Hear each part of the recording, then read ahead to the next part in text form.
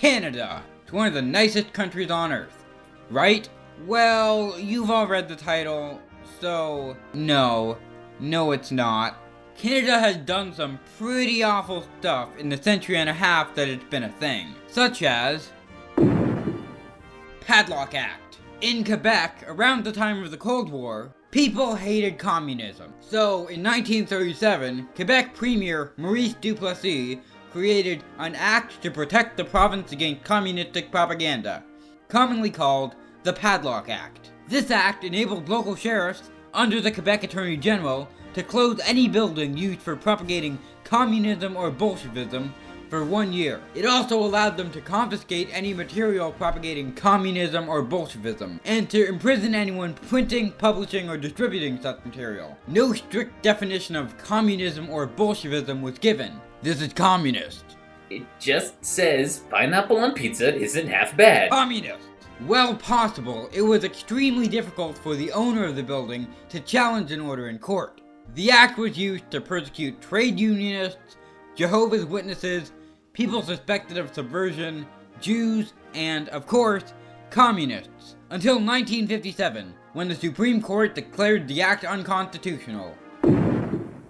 Chinese head tax. In the 19th century, many Canadians were prejudiced against Chinese immigrants. So in 1885, the Canadian government enacted the Chinese Immigration Act. The act made Chinese migrants pay a tax of $50 to enter Canada. Not $50 adjusted for inflation, $50 in those days. The average Chinese Canadian laborer earned $300 per year, and saved only $43 after living expenses. But, despite the tax, Chinese immigration continued. So it was raised first to $100, and then to $500.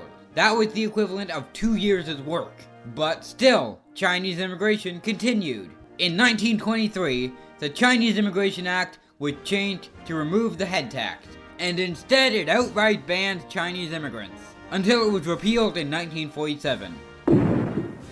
Voting rights. Canada was one of the first countries to give women the right to vote. What's not to like about that? Democracy and equality are great. Well, the reason women were given voting rights was pretty undemocratic and inegalitarian. During the First World War, Robert Borden's conservative and later Union government wanted to introduce conscription for men aged 25 to 40. But the men who did not already go off to fight in France presumably wouldn't vote for a bill to make them have to go off to fight in France. But the family members of soldiers would presumably vote for conscription. Family members such as wives and mothers who couldn't vote, until the Wartime Elections Act was passed, which allowed close female relatives of soldiers to vote. Well, that's not so bad, is it? They're only giving a small portion of women voting rights, but it's still better than before. I mean, it's not like they took away voting rights from immigrants from countries Canada was at war with. Oh wait, they did,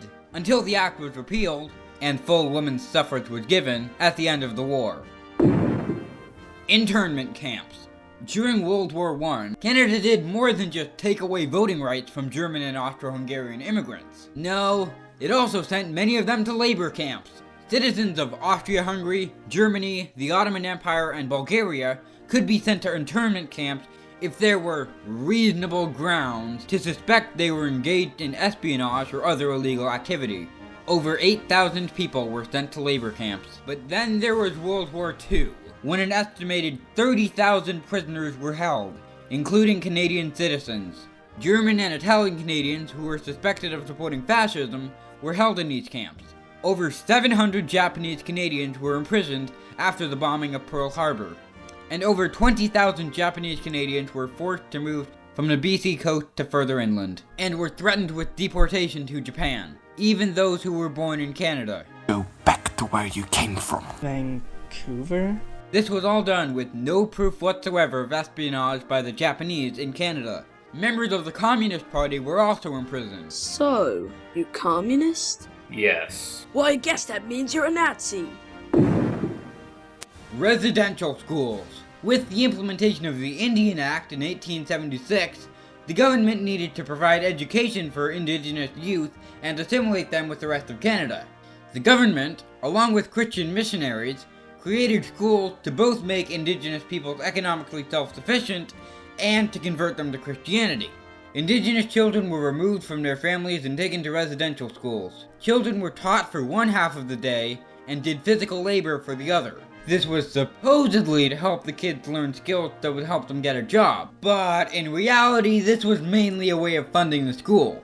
Food served to the indigenous students was low in both quality and quantity. Winter clothing supplied by the schools provided inadequate protection against the elements. Lessons were taught only in English and French, not in indigenous languages. In some cases, the students were banned from speaking their native language. Often there was physical abuse. It is estimated that at least 3,200 indigenous children died at the residential schools. In 1969, the Department of Indian Affairs took control of the schools, and the government stirred to get rid of the schools. The last residential school was closed down in 1996.